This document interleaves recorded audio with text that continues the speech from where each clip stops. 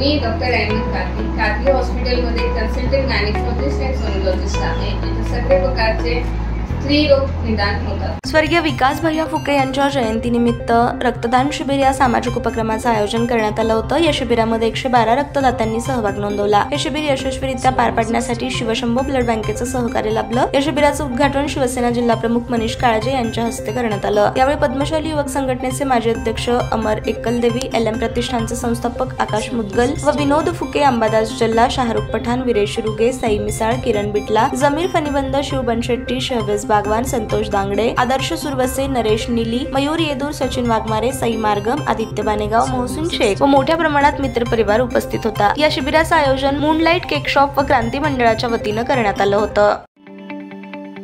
ताज्या बातम्या पाहण्यासाठी प्राईम महाराष्ट्र न्यूज चॅनलला सबस्क्राईब करा.